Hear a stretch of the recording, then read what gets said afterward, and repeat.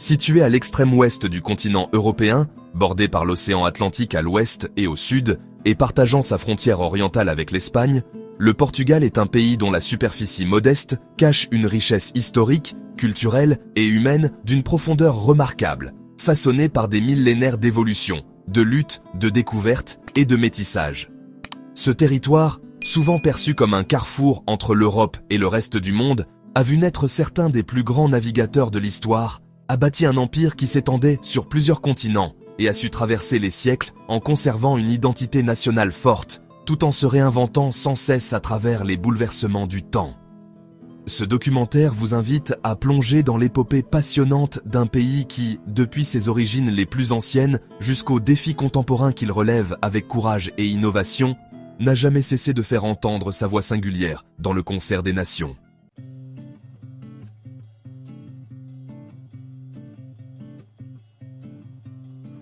Bien avant que les contours du Portugal moderne ne se dessinent, bien avant même que Rome ne projette son influence sur la péninsule ibérique, la région qui constitue aujourd'hui le Portugal était occupée par des peuples celtes et ibères, dont les traditions, les structures sociales et les croyances témoignaient d'une civilisation ancienne profondément enracinée dans la terre qu'ils cultivaient, dans les forêts qu'ils vénéraient et dans les collines où ils construisaient leurs castros, ces villages fortifiés offrant une vue stratégique sur les environs. Parmi ces peuples, les Lusitaniens se sont particulièrement illustrés par leur farouche indépendance et leur esprit de résistance, incarné par le chef guerrier Viriatus, qui, entre 147 et 139 avant notre ère, mena une longue et courageuse campagne de guérilla contre les puissantes légions romaines, utilisant la connaissance du terrain et la mobilité de ses troupes pour ralentir l'inexorable conquête romaine.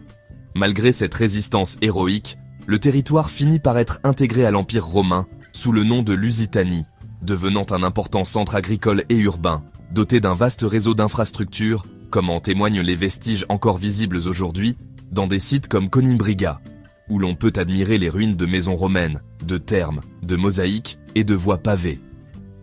À la chute de l'Empire romain, au 5e siècle de notre ère, la région passe sous le contrôle des peuples germaniques, d'abord les Suèves, qui fondent un royaume durable au nord, puis les Wisigoths, qui imposent leur domination chrétienne sur l'ensemble de la péninsule ibérique jusqu'à l'arrivée d'un nouvel acteur venu du sud.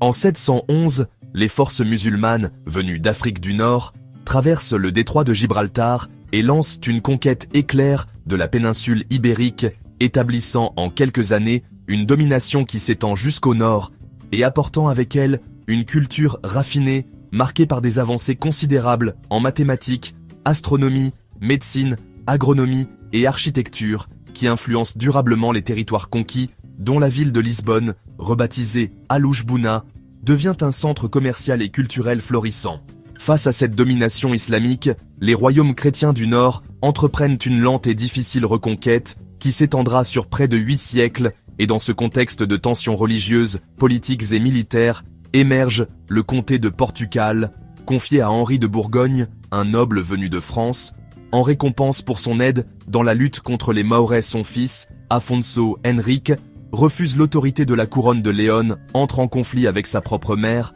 régente du comté, puis avec son suzerain, et finit par proclamer son indépendance en 1139, après la victoire symbolique de la bataille d'Ourique, où, selon la tradition, il aurait reçu une vision divine lui conférant la légitimité royale. Ce n'est qu'en 1143 que l'indépendance du Portugal est officiellement reconnue par le roi de Léon, et en 1179, le pape Alexandre III consacre cette légitimité en accordant à Afonso Henriques le titre de roi du Portugal, posant ainsi les bases d'un État souverain chrétien qui ne cessera d'étendre son territoire vers le sud jusqu'à la reprise de Lisbonne en 1147, avec le soutien de croisés européens et son établissement comme capitale du royaume en 1255.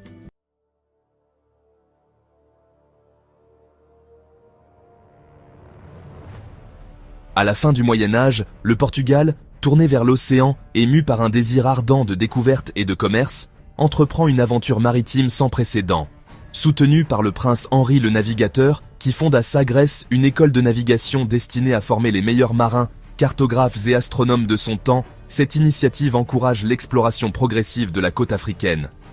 Cette entreprise audacieuse permet à Bartolomeu Dias, en 1488, de franchir le cap de Bonne-Espérance, ouvrant la voie à une route maritime vers l'océan Indien, et à Vasco de Gama, en 1498, d'atteindre les riches marchés de Calicut, en Inde. Cela permet au Portugal d'établir une présence commerciale et militaire durable en Asie. En 1500, Pedro Álvares Cabral, en route vers les Indes, dévie de sa trajectoire et découvre les côtes du Brésil. Le Brésil devient rapidement une colonie clé pour la couronne portugaise, notamment grâce à l'exploitation intensive du sucre et, plus tard, de l'or. Cela se fait malheureusement au prix de l'asservissement de millions d'Africains réduits en esclavage et envoyés vers les colonies. Grâce à ces expéditions, le Portugal construit un vaste empire ultramarin, avec des comptoirs en Afrique, des bases en Inde, des enclaves en Chine, comme Macao, et une domination commerciale qui fait de Lisbonne une des villes les plus riches et cosmopolites du monde au XVIe siècle, bien que cette puissance soit bâtie sur des fondements fragiles et inégalitaires.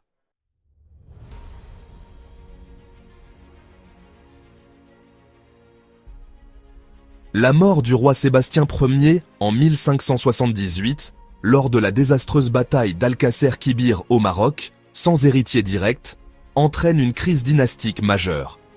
Cela conduit à l'union des couronnes espagnoles et portugaises sous Philippe II d'Espagne, mettant ainsi fin, pour 60 ans, à l'indépendance du Portugal, qui devient une province espagnole, bien que dotée d'une relative autonomie. Ce n'est qu'en 1640, à la faveur d'un soulèvement organisé par la noblesse et soutenu par la bourgeoisie lisboète, que le Portugal retrouve son indépendance. Avec l'accession au trône de Jean IV de Bragance, fondateur d'une nouvelle dynastie, le pays sort affaibli de cette période, avec un empire affaibli et des finances ruinées. Le 1er novembre 1755, un tremblement de terre d'une magnitude estimée entre 8,5 et 9 frappe Lisbonne. Suivi d'un tsunami et d'un gigantesque incendie, cela détruit la quasi-totalité de la ville et fait entre 30 000 et 50 000 victimes, bouleversant profondément la société et les élites. Le marquis de Pombal, ministre énergique du roi Joseph Ier, entreprend alors une reconstruction méthodique de la capitale, selon des principes urbanistiques modernes avec de larges avenues, des bâtiments antisismiques et une rationalisation des fonctions urbaines. Il marque l'entrée du Portugal dans l'ère des Lumières. Mais les siècles suivants sont marqués par une succession de troubles, invasions napoléoniennes, guerre civile entre absolutistes et libéraux, instabilité chronique. Cela culmine avec la Révolution de 1910 et l'établissement de la Première République, elle-même traversée de luttes internes, de gouvernements éphémères et de crises politiques multiples.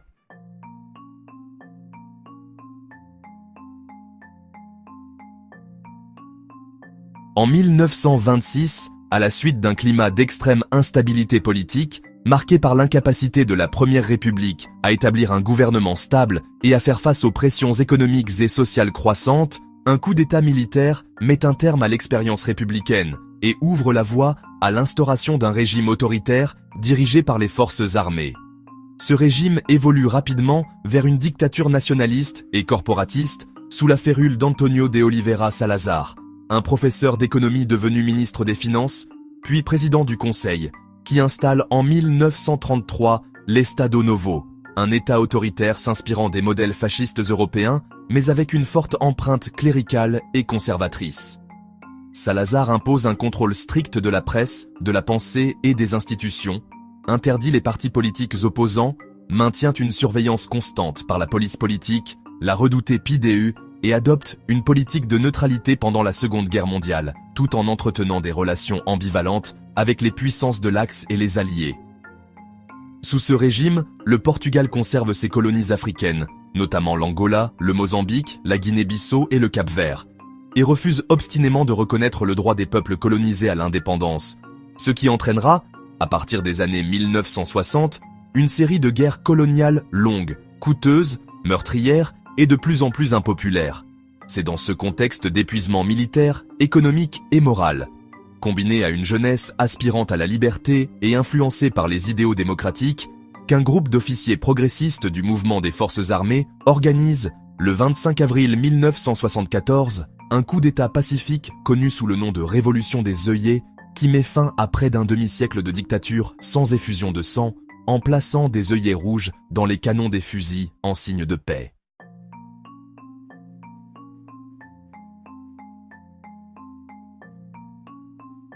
À la suite de la révolution des œillets, le Portugal entame un processus complexe mais irréversible de démocratisation, au cours duquel il adopte une nouvelle constitution en 1976, consacre les libertés fondamentales, organise des élections libres et pluralistes et transfère le pouvoir aux institutions civiles tout en devant faire face à une transition difficile, marquée par des luttes idéologiques, des nationalisations massives, des vagues de réfugiés venant des anciennes colonies et des tensions sociales. L'indépendance des colonies africaines est rapidement accordée dans la foulée de la Révolution, mettant ainsi un terme définitif à l'empire colonial portugais et entraînant un important retour de population, près d'1 million de Portugais, appelés les retornados, qui doivent être réintégrés dans une économie affaiblie par des années d'isolement et de guerre.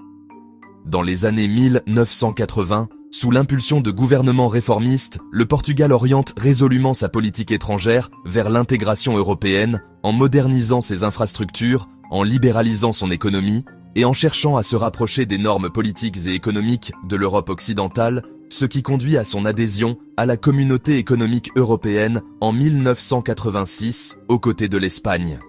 Cette intégration favorise une transformation profonde du pays, notamment grâce aux aides structurelles de l'Union européenne, qui permettent de moderniser les réseaux de transport, de développer l'éducation, de stimuler le tourisme et d'améliorer considérablement la qualité de vie, tout en posant les bases d'une croissance économique soutenue dans les années 1990 et 2000.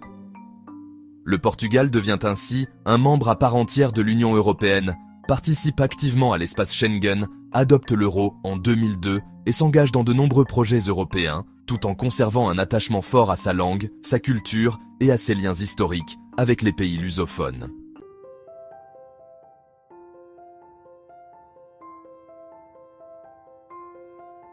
Dans le contexte du XXIe siècle, le Portugal se positionne comme un pays résolument tourné vers la modernité, l'innovation et la durabilité, tout en restant fidèle à ses racines historiques et culturelles, ce qui en fait une destination de plus en plus prisée sur les plans touristiques, économiques et humains. Sous la présidence de Marcelo Rebelo de Sousa, reconnu pour son style proche du peuple et les mandats successifs de gouvernements dirigés par le Parti socialiste, notamment sous Antonio Costa, le pays a su mener des politiques équilibrées entre croissance économique, justice sociale et transition écologique. Après avoir été durement touché par la crise financière de 2008, suivi d'un programme d'austérité imposé par la Troïka en 2011, le Portugal a progressivement redressé ses finances publiques, réduit son déficit, baissé son chômage et relancé son attractivité, grâce notamment à l'essor du numérique, de la technologie et des startups, Lisbonne étant aujourd'hui un pôle dynamique dans le secteur technologique, accueillant des événements majeurs comme le Web Summit.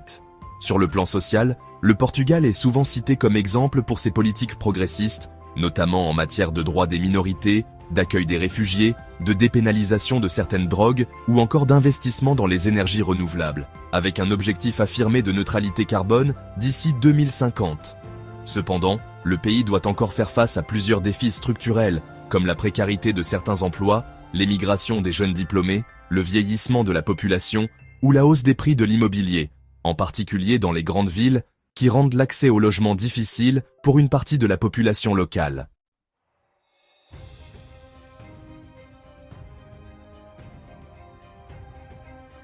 Ainsi, de ses origines antiques jusqu'à sa place actuelle sur la scène européenne et internationale, en passant par son âge d'or maritime, ses heures sombres de dictature et ses luttes pour la liberté, le Portugal incarne l'histoire d'un peuple résilient, courageux et profondément humaniste, qui n'a jamais cessé de se réinventer au fil des siècles.